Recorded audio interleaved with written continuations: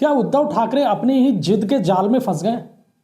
दरअसल जिस महाविकास आघाड़ी के सहारे उद्धव ने फिर से उठने का सपना देखा था, आज उसी आघाड़ी में कांग्रेस उन्हें आईना दिखा रही है और उस आईने में उद्धव को अपना ही कद छोटा होता हुआ दिखाई दे रहा है। क्यों हो रहा है ऐसा? दरअसल कांग्रेस अब उद्धव ठाकरे को बड़ा भाई मानने को किसी भी सूरत में तैयार नहीं है। लोकसभा चुनाव के नतीजों से लेकर नगर परिषद के जो अभी रिजल्ट आए हैं, वहां तक के आंकड़े साफ तौर पर गवाही दे रहे हैं कि महाराष्ट्र में विपक्षी खेमे की, कम से कम विपक्षी खेमे की ड्राइविंग सीट का ड्राइवर बदल चुका है। आज के वीडियो में हम उन आंकड़ों का विश्लेषण करेंगे कि कैसे कांग्रेस की एक चाल ने उद्धव ठाकरे के राजनीतिक वजूद के लिए संकट खड़ा कर दिया है। दरअसल महाविकास आघाड़ी में सब कुछ ठीक नहीं चल रहा है। कांग्रेस और उद्धव ठाकरे के बीच में इस बात की जबरदस्त लड़ाई है कि महाविकास आघाड़ी की बड़ी पार्टी कौन, नेतृत्व कौन करेगा। और ये लड़ाई केवल सीटों की नहीं है, दरअसल ये लड़ाई अस्तित्व और अहंकार की भी है। उद्धव ठाकरे आज भी एमवीए में खुद को बॉस की भूमिका में देखना चाहते हैं, लेकिन कांग्रेस अब उन्हें जमीनी हकीकत दिखा रही है। कांग्रेस का रुख साफ है कि भैया लोकसभा में 13 हम जीते, आप 9 जीते। लोकल बॉडीज के अंदर 28 नगर परिषदों में हम जीते, आप 9 में जीते। तो आप बड़े भाई हुए कैसे? गणित तो समझाइए। अब उद्धव ठाकरे की अगर बात करें तो ना तो उनके पास पुरानी शिवसेना के संगठन की ताकत है और ना ही सहयोगियों का भरोसा है। और कांग्रेस की जो ये आक्रामकता है वो ये बताने के लिए काफी है कि महाराष्ट्र में विपक्ष की राजनीति का रिमोट कंट्रोल अब मातोश्री के पास नहीं है, बल्कि दिल्ली के पास है। कांग्रेस और उद्धव ठाकरे के बीच की जो ये खटपट है या अंदरूनी लड़ाई है, इसकी शुरुआत होती है लोकसभा चुनाव से। कहने को तो महाविकास आघाड़ी साथ में थी, लेकिन नतीजों ने कांग्रेस के अंदर एक नया आत्मविश्वास भर दिया, क्योंकि 13 सीट जीतकर कांग्रेस लोकसभा चुनाव में प्रदेश की सबसे बड़ी पार्टी बन गई।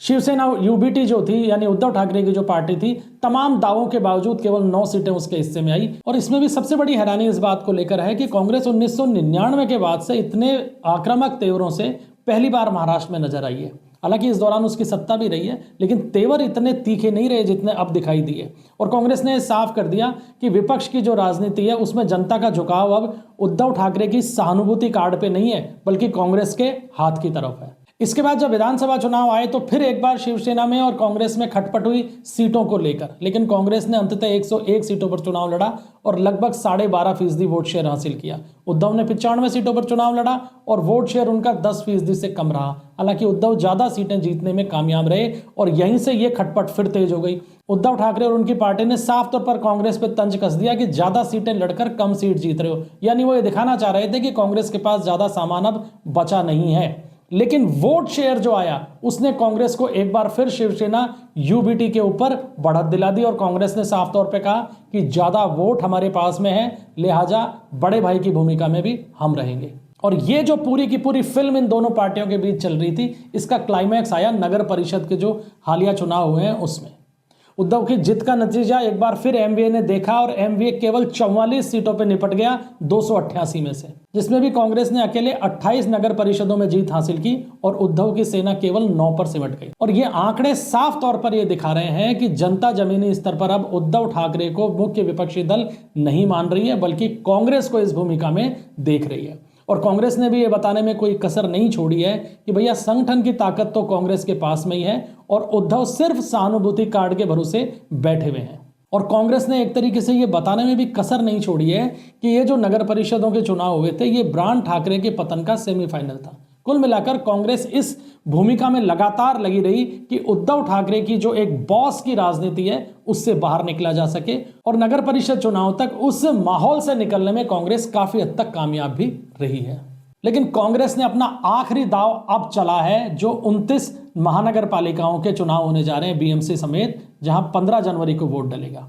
कांग्रेस ने अपना आखिरी दाव चल दिया और यह साबित करने में कोई कसर नहीं छोड़ी है कि अब उद्धव ठाकरे की राजनीति को बिल्कुल नेपथ्य में भेजना है।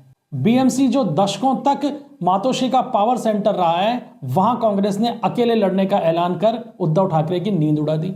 कांग्रेस 167 सीटों पर चुनाव लड़ रही है और उसका साफ संदेश है कि कोई गठबंधन धर्म नहीं चलेगा।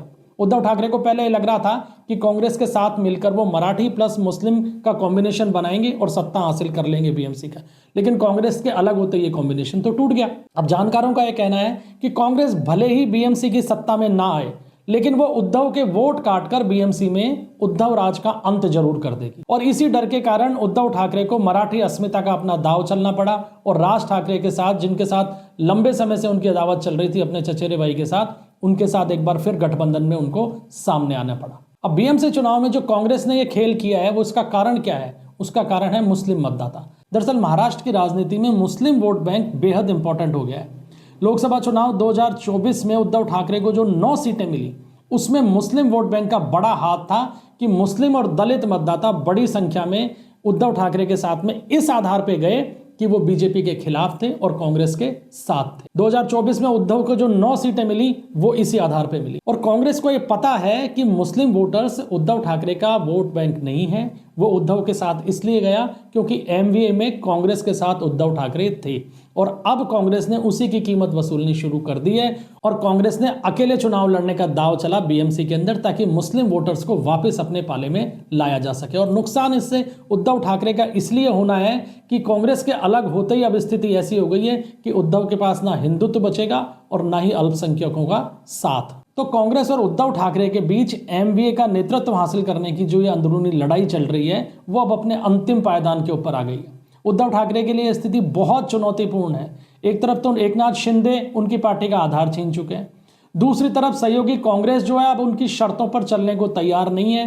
कांग्रेस उन्हें बड़ा भाई मानने को भी तैयार नहीं है। कांग्रेस का अकेले चुनाव लड़ने का जो फैसला है और स्थानीय निकाय चुनाव में उद्धव ठाकरे से ज्यादा बेहतर जो प्रदर्शन उन्होंने किया है, कांग्रेस ने जो किया है वो ये साबित करता है कि महाराष्ट्र की राजनीति में अब ठाकरे फैक्टर से ज्यादा बड़ा फैक्टर परफॉर्मेंस फैक्टर हो गया है और कांग्रेस ये बात बहुत अच्छी तरीके से समझ गई है। तो क्या उद्धव ठाकरे इन निकाय चुनाव में अपनी सियासी जमीन वापस हासिल कर सकेंगे या कांग्रेस आने वाले समय में महाराष्ट्र में विपक्ष का प्रमुख चेहरा बनेगी? अपनी राय कमेंट बॉक्स में जरूर दीजिएगा। वीडियो पसंद आए तो लाइक और शेयर भी कीजिएगा। चैनल को सब्सक्राइब करना ना भूलें। मिलते हैं अगले वीडियो में, तब तक के लिए इजाजत दीजिए। जय हिंद, जय भारत।